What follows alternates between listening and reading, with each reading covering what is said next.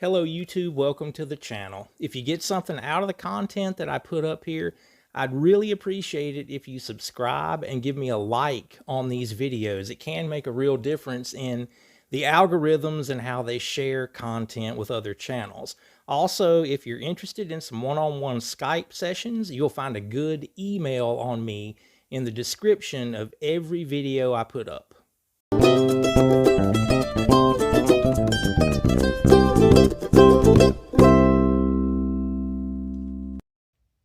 Okay, stick around to the end. We're doing the sticker challenge again today. We're going to jump right in on enclosures. It's hard for me to believe I've got over 100 videos up here and I'm just now getting around to talking about this. It's going to be something that you'll feel like is an extension of your understanding of outlining chords or playing arpeggios, whatever you wanted to call it. A lot of content about that if you're not really sure about an arpeggio. I'm going to give you a real quick rundown of it here.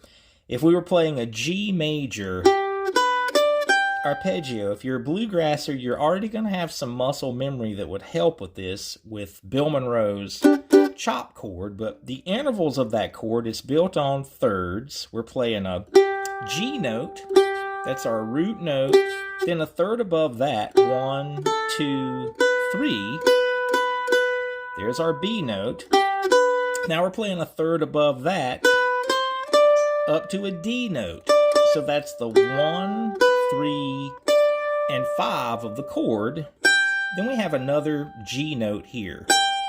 Okay, the purpose in learning those is to be able to feel what happens around them.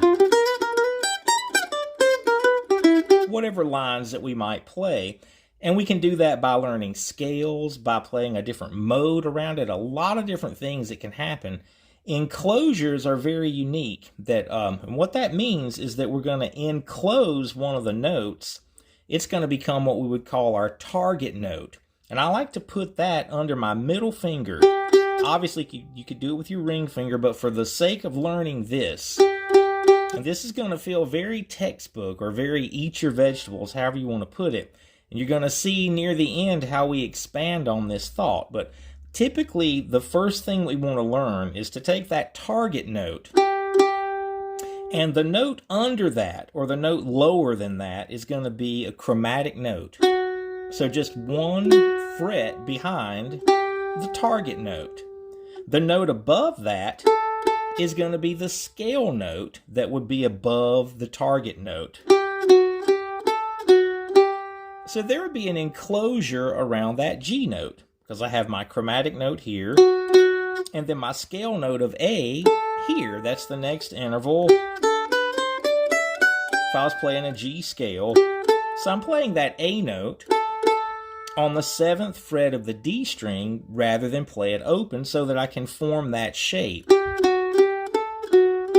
So there's an enclosure around that G note. Okay, let's move on to the third scale degree, which would be the next note of our chord. And you can see I've already set up with my middle finger over that note, not my index finger. If we were playing out of that shape, I'm gonna play there just for the consistency in this. This one's going to be different. We have the chromatic note of B flat, and then we're going to have a C note. Only a half step on this side of the target note also, because there's no C sharp in the G major scale. So there's the enclosure around that B note. Let's move on to the 5th scale degree, which happens to be the D note on the 5th fret of the A string.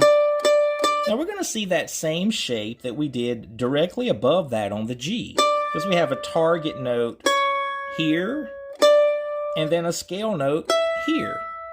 The E note is the next interval of the G major scale.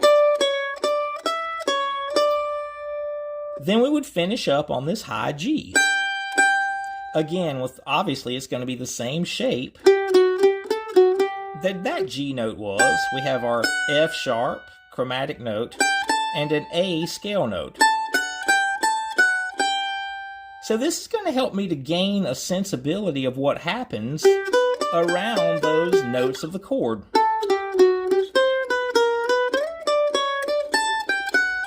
I were practicing those notes or practicing target notes, I would do that.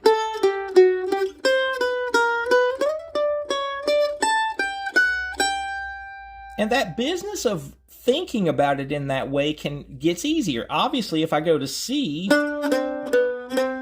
same shapes.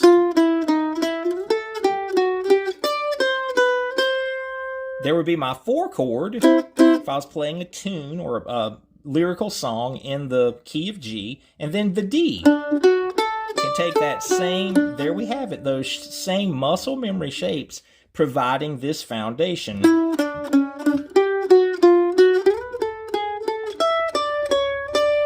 And this just gets us started with this whole notion, because we're gonna, if you wanted to think of those as rules for playing enclosures, we're gonna break those rules.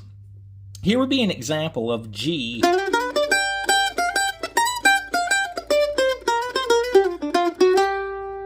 Okay, that phrase that I just played was in my mind. I just thought of this.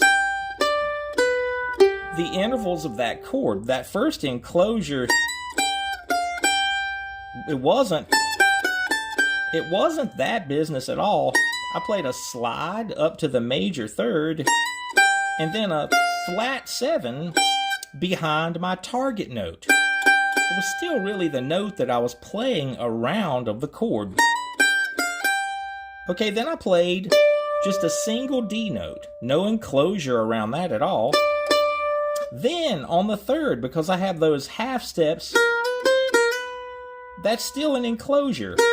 I slid into the B, played the C note, then slid again. You may be familiar with that embellishment, just playing Bill Monroe, where he would so many times, embellish by sliding from that minor third to the major third.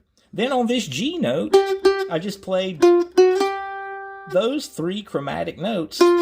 Even though that's not technically an enclosure, it belongs in the same conversation. You can take the notes of that chord and just play a chromatic line into each one of them. That could arguably build your ear around those intervals, because we never play anything that's just, it's never going to be just, it's going to be,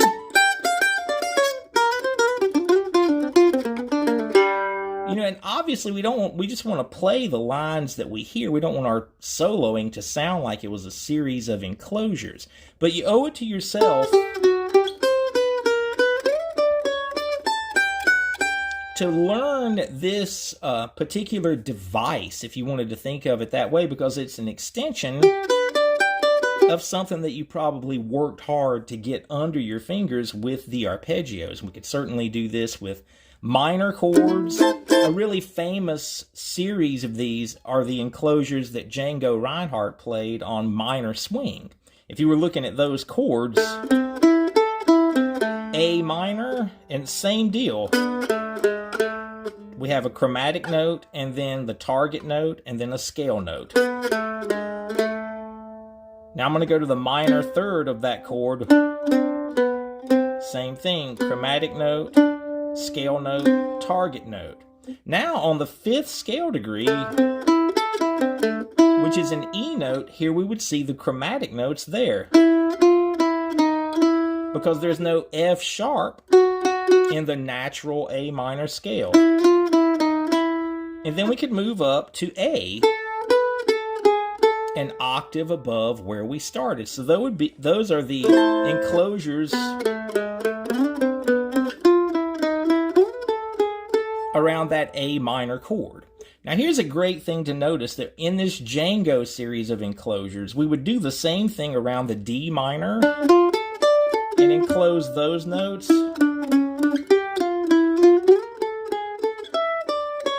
Same system. Here's where it gets interesting, because on the E7 chord, he didn't use any of that business of scale notes. They're all chromatic. If you took your E chord, there's the root, 3rd, 5th, back to the root. So you could take your middle finger and just play all 4 of those notes so that you know where your target finger is going, and then they're all chromatic.